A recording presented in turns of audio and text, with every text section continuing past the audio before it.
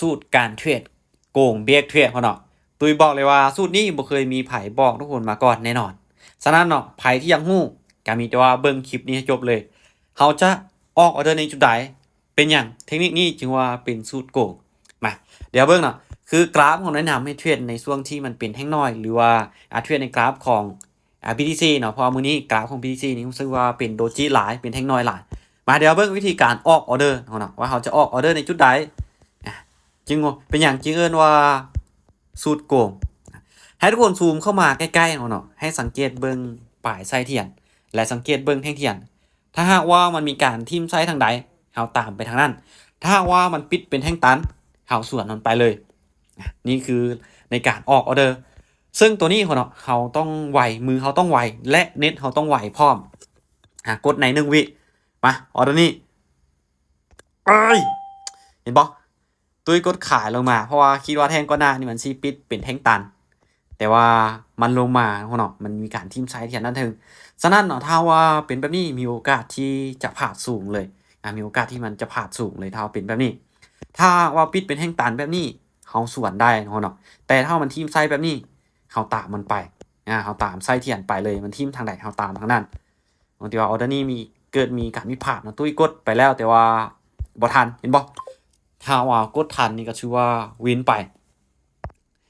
มาฉะนั้นเนาะมือทุกคนต้องไวเนาะรอกดในช่วง1วิหรือเวลามันใกล้จะเบิดอีดีมาออเดอร์นี้ถือว่าทะลุเลยทะลุกับว่าเป็นหยังเฮามาเบิ่งไส้เทียนของมันเนาะมาซูมลงมาโอเคมาเบิ่งไส้เทียนของมันว่ามันมีการทิ่มไส้หรือบ่ออเดอร์นี้น่าจะบ่ได้ออกแล้วในจอเฮาเนาะอึ๊บได้บ่โอเคออเดอร์นี้บ่ได้ออกไปเฮาเนาะมาสังเกตเบิ่งไส้เทียนของมันเด้อถ้าหากว่ามันมีการทิ่มไส้ด้านทางใดเฮาก็ตามทางนั้นไปคือแท่งตัวนี้เห็นบ่แท่งเทียนมันปิดตันเนาะเฮาก็ตามซื้อขึ้นไปแต่โอกาสที่มันจะวินมันก็มีถ้าว่าอยากจะให้ได้ผลดีที่สุดก็คือ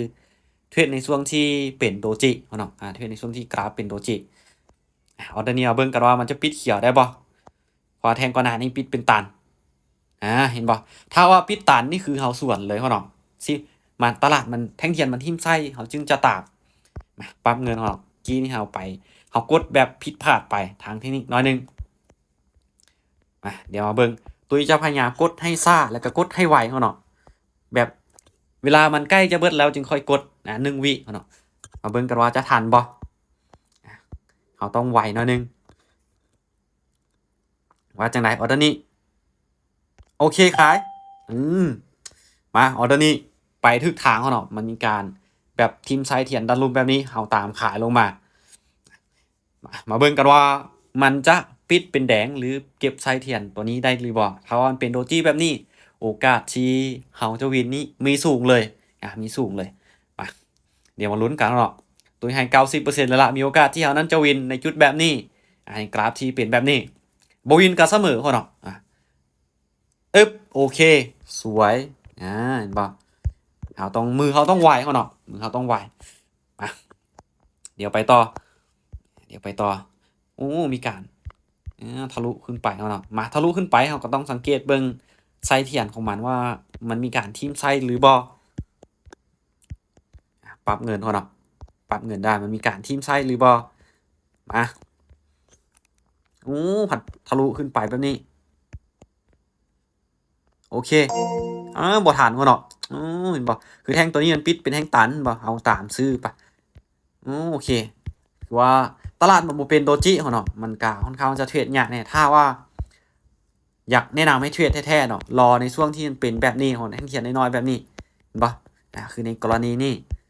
ถ้าหากว่าตลาดมันทิ่มไส้ทางใดเฮาตามมันไปทางนั้นถ้าว่ามันปิดตันก็คือเฮาสวนเลยเฮาสวนมันเลยเขาเนาะมีโอกาสที่เฮานั้นจะวินสูงเลยเดี๋ยวมาเบิ่งในชุดนี้เดี๋ยวตุ้ยจะบอกให้ทุกคนเบิ่งเป็นกรณีศึกษาอีกจาก1ออเดอร์หรือ2ออเดอร์เขาเนาะทุกคนก็สามารถนำเอาไปปรับใช้ได้ลองเอาไปฝึกเทรดเบิ่งได้นะว่า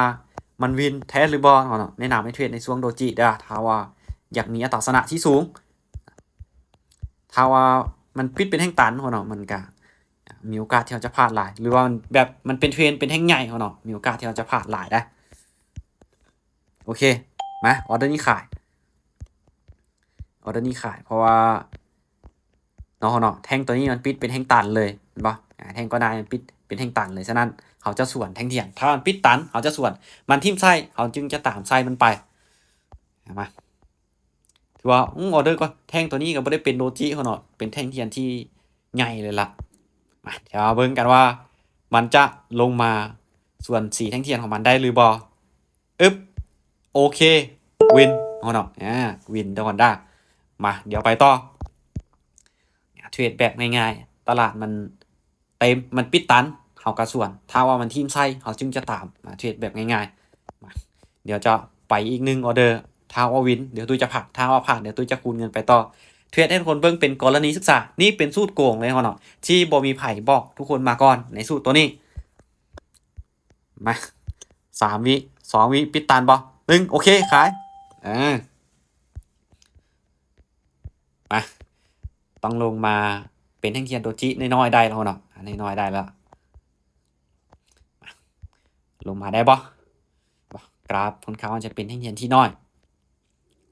โอเคเริ่มมีการเคลื่อนที่ของเราเคลื่อนที่กับเคลื่อนที่น้อยมาแดงได้บ่จังหวะนี้ทาวินออเดอร์นี่กับชัวพักเลยแดงอึ๊บโอเคสวยพ่อเนาะกำไรมางามๆพ่อเนาะเห็นบ่ถามว่ามีพลาดบอก็มีพลาดเนาะเขาพลาดเพียงแต่ไม้เดียวที่เขานั้นกดไปแบบกดแล้วมันเปลี่ยนแปลงกดแล้วมันเปลี่ยนแปลงเขาเนาะฉะนั้นเนาะถ้าว่าไผที่มือไว้แล้วสัญญาณไว้กดทันในช่วง1 วิสุดท้ายเขาเนาะตุ้ยเชื่อว่ามีโอกาสที่จะทำกำไรจากตลาดได้สูงเลยมีตัวทุกคนนั่นลองเอาไปปรับไซส์ลองเบิ่งเนาะสำหรับสูตรโกงในตลาดเบรกเทรดในตัวนี้เขาเนาะแนะนำให้เทรดในกราฟที่เป็นโดจิเนาะว่าจะเทรดกราฟใดก็ได้แต่ว่าในมื้อนี้คือ BTC นี่เป็นโดจิเป็นโดจิก็เลยว่าแนะนำให้เทรดในกราฟของ BTC มีด้วยคนนั้นลองเอาไปปรับไซส์ลองเบิ่งเขาเนาะ